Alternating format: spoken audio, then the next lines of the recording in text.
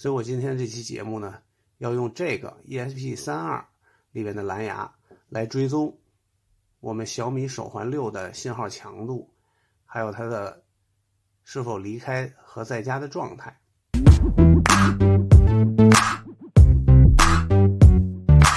大家好，这里是 IT Commander。这期节目呢，我给大家开箱一个小米手环6，小米手环6的 NFC 版。这个小米手环呢，出了大概也没多久，然后呢，我有幸抢到了，然后今天呢，我收到了这个小米手环6。我之前呢是用的一款小米手环3，这个3呢用的时间比较久了，也没有什么毛病，由于电池可能不太给力了，所以我决定换一个6，然后呢，并且把它接入到我们的 Home Assistant。下面呢，我就给大家做一个开箱，我们看一下这个小米手环6。这个盒子呢，右上角是一个小米的 logo， 然后是一个小米手环的一个图，这边一个大大的6字，然后我买的是 NFC 版的。我们看它有什么功能啊 1.56 英寸的屏幕，血氧饱和度，然后压力评估，小爱同学多功能 NFC， 这边还有一些其他的功能，运动模式啊，防水啊，睡眠监测，支付宝离线支付等等。好，那我们现在把它打开看一下。盒子里面呢有一个小米手环的本体，然后在这个位置有一条充电线。我们看一下还有没有其他东西，还有一个说明书。其实这种东西要不要说明书其实都无所谓了，我们大概简单的看一下。没有用，扔掉。我们看充电线是什么样。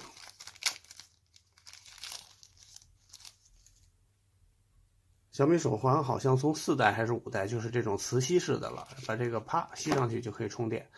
其实这个磁吸的设计挺好，不像以前我用这个小米手环3的时候，要把这个米粒从里边抠出来，从这个腕带抠出来才可以充电。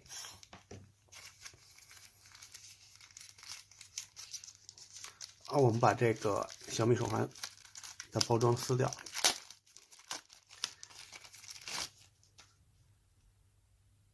我们看一下，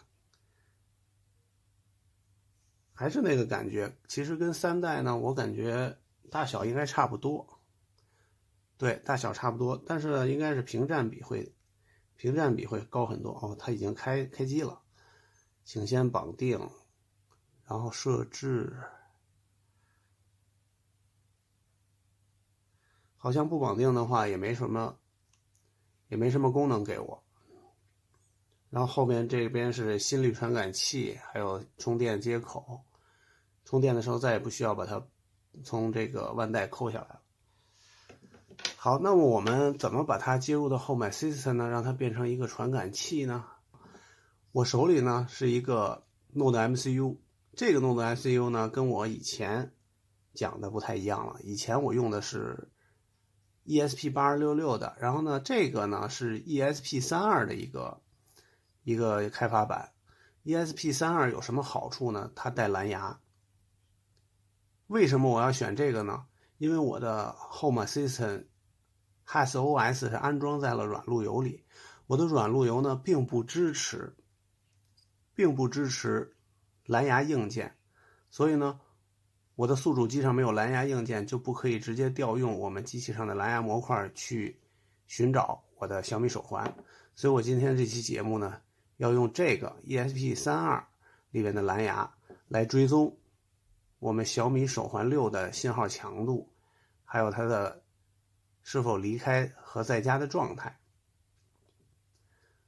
那么我们需要刷写这个固件为 ESP Home。ESP Home 呢，我的节目以前也给大家介绍过很多，如果大家有兴趣的话，可以看看我以前 ESP Home 的节目。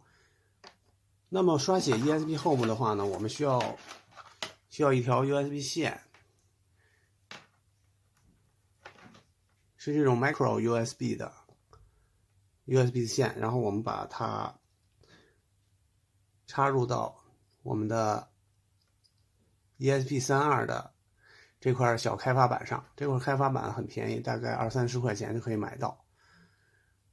然后这一头呢，我们接到我的软路由上，然后呢，并且你要把这个 USB 口影射到你的 HasOS 的虚拟机里边，让虚拟机可以正常识别我们这个 USB 设备。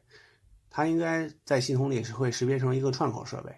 好，那我现在呢就去把这个开发板插到我的软路由上。好，我现在已经把它插到我的软路由上，因为我软路由那个位置呢比较乱，所以没给大家拍摄视频。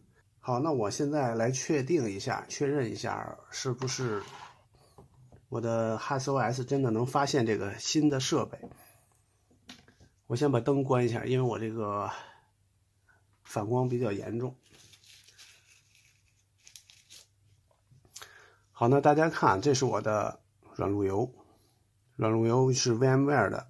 我们看啊，左侧选的是 HasOS， 我的 HasOS 的虚拟机是创建在这个 ESI 下的。我们点击这个操作呢，我们点击编辑设置，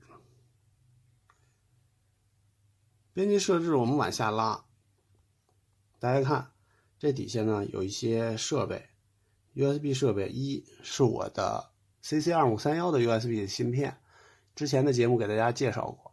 然后下面这个是一个网络摄像头，第三个是一个蓝牙的 dongle， 但是这个 dongle 呢，我本来是想用来做蓝牙追踪的，但是没有实现，所以我们现在呢需要重新给它添加一个 USB 设备。USB 插好之后，我们选择添加其他设备，选择 USB 设备，然后他说没有可用，那我们看一下，应该已经加好了。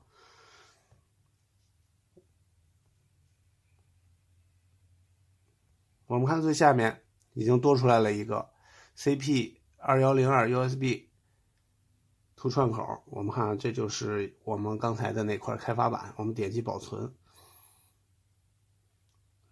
他说在打开电源的情况下无法操作，那我们先把这个 HasOS 关机。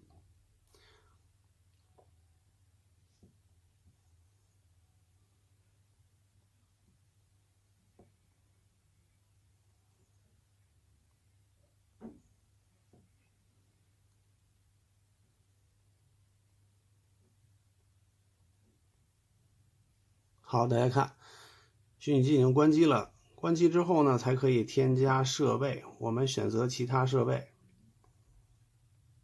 然后 USB 设备，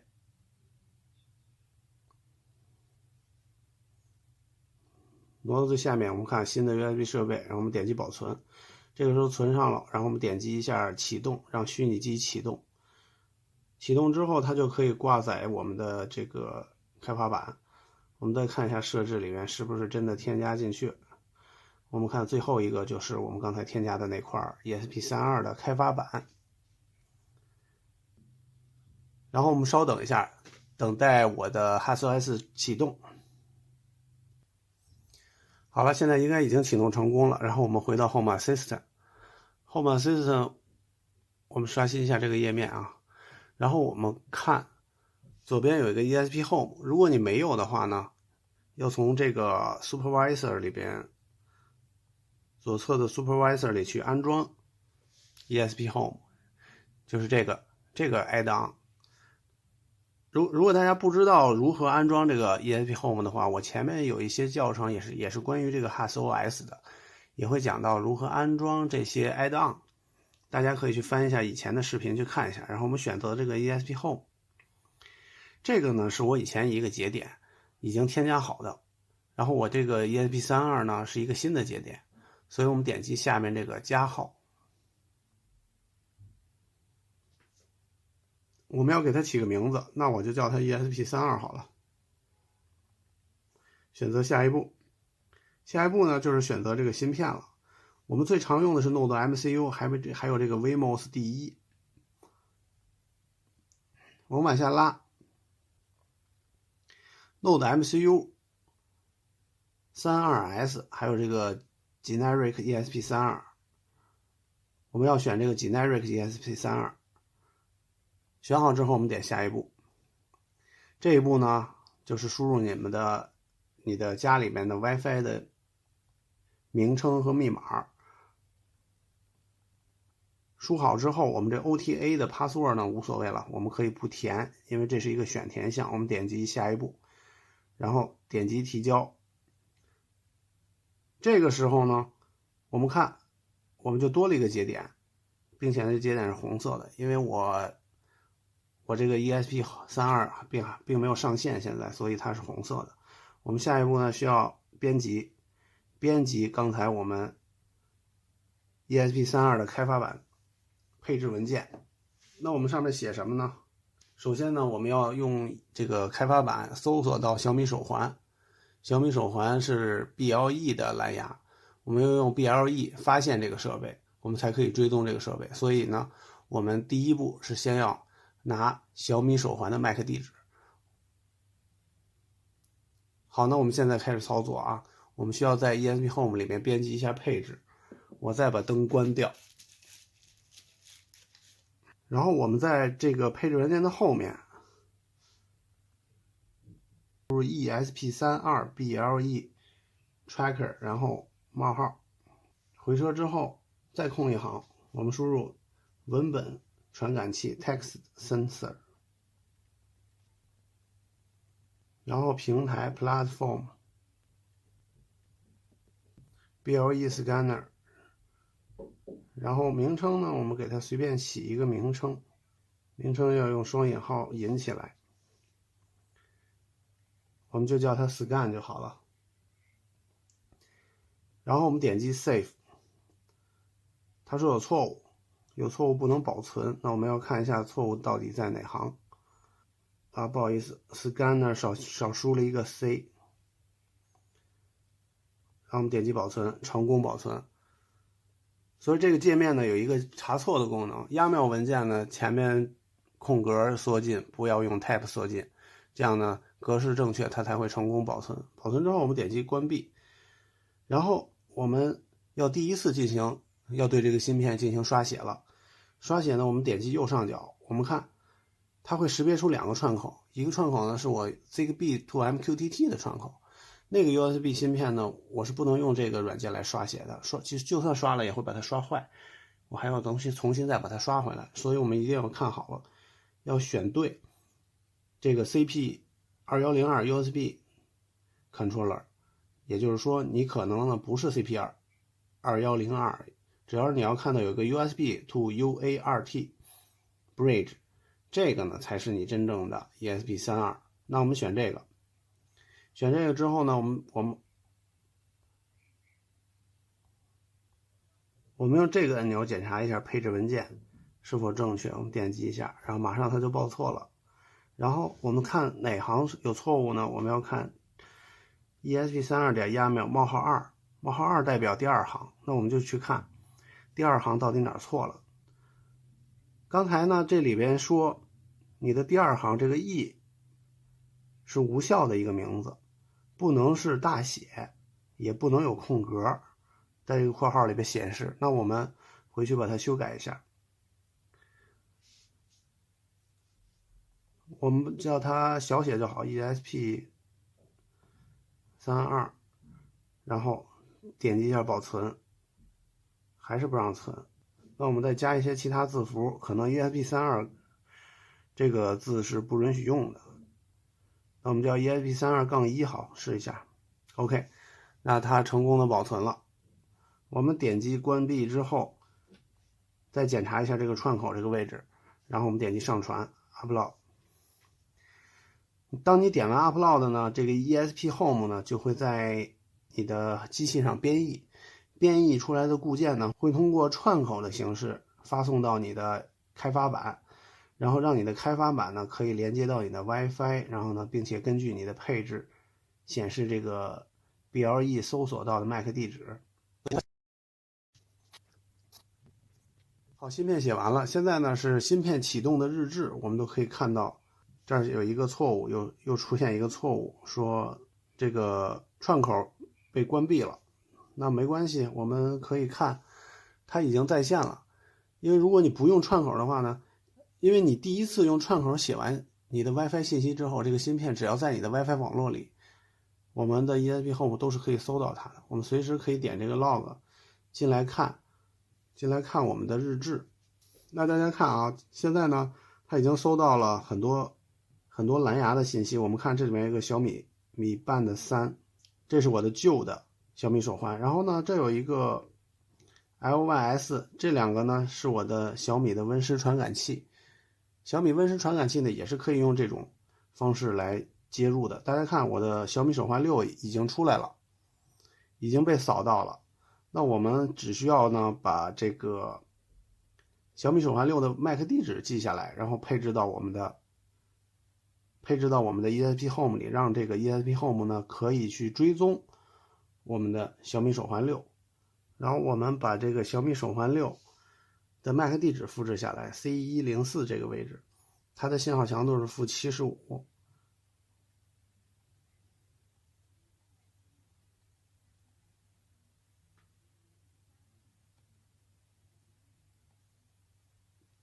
好，我们把这个 MAC 地址拿到了呢，就可以退出来了。我们重新点击这个编辑，进入到我们的编辑界面，然后我们在后面添加，我们之前这个搜索呢就不要了，我们只需要取到 MAC 地址之后，这个位置呢就不要了。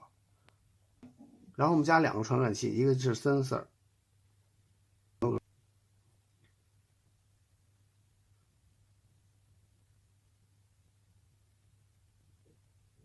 然后这个 MAC address 的地方呢就要用到我刚才取到的那个 MAC 地址了，这就是我刚才的小米手环6的蓝牙地址，蓝牙 MAC 地址。然后我们回车继续，然后给它起个名字。我们这个传感器呢是用来取这个小米手环6信号强度用的，所以我们叫它米伴的 RSSI。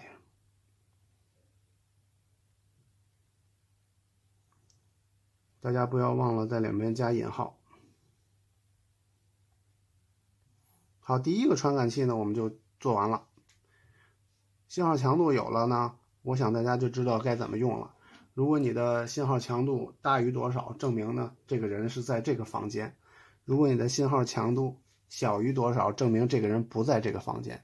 也就是说，你可以用这个蓝牙的信号强度来做室内定位，它是否在这个房间都可以定位出来，通过信号。然后我们呢再加一个二进制传感器。二进制传感器呢就是用来实现我们的蓝牙手环是否在视线范围内。也就是如果你不在家的话，它是不会看到你的，它会显示 off， 在家它会显示 on。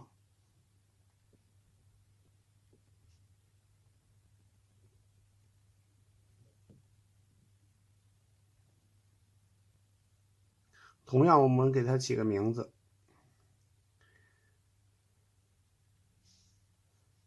叫米伴的6。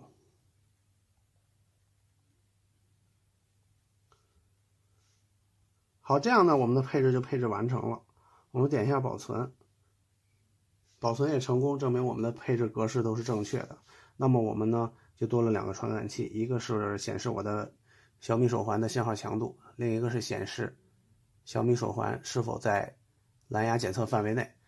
我们可以在这儿直接点 upload， 直接呢就重新刷写我的芯片了。我在这儿点一下，其实在这儿点呢跟刚才那个位置点是一样的。我们进行了一些修改，所以呢这个固件呢某些部分还是需要重新编译，还是需要稍等一会儿。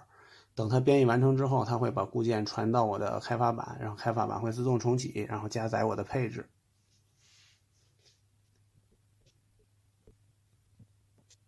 然后它这次还是用串口传的，我们从日志上可以看到这次也是从串口传的，因为我没有把它从串口拔下来。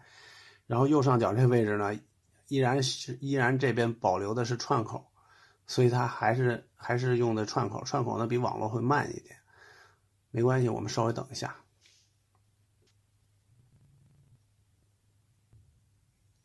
好了，芯片刷写完了，然后依然它会报这个串口错误，我们关掉它。然后我们看到这个绿色的条证明 ESP32 已经在线了。我们点击这个 log， 我们就可以看到有一些日志，我们从日志里可以分析很多问题。你比如说第一行是 found device， 它找到了一个设备，然后它的信号强度是-70等等。然后我们不看这个日志了，没有什么报错的话呢，我们就可以把它添加到我们的 Home Assistant 了。加入到 Home Assistant 呢非常简单，我们看啊，左边有一个通知，一个新设备被找到，我们点击 Check it out， 我们看 Home Assistant 呢自动的发现了这个设备，自动发现了我的 ESP32 的开发版。我们看底下，这是我一个旧的 Node MCU， 我们点一下配置，然后点击提交，把它归类。比如说我在客厅，它的位置在客厅，我们点击完成。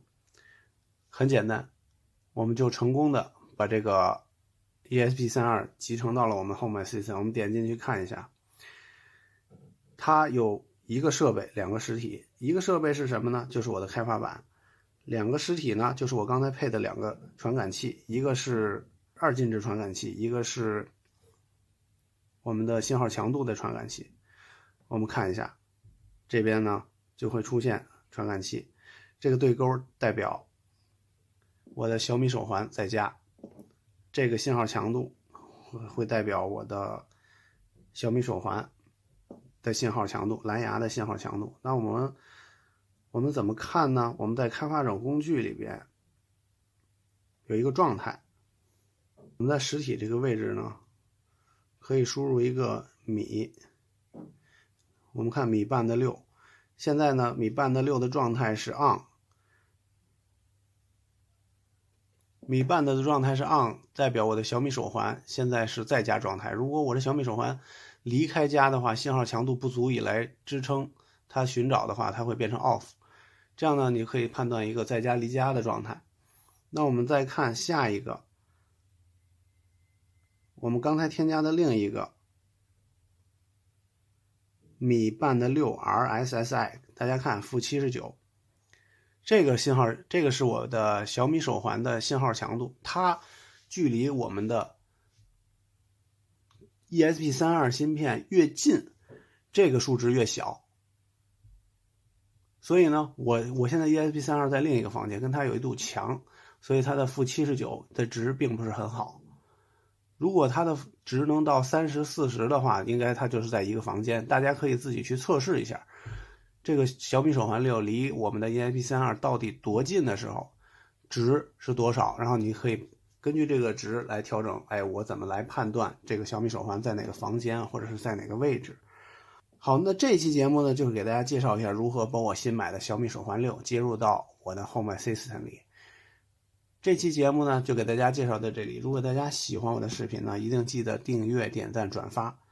谢谢大家收看，我们下期节目再见。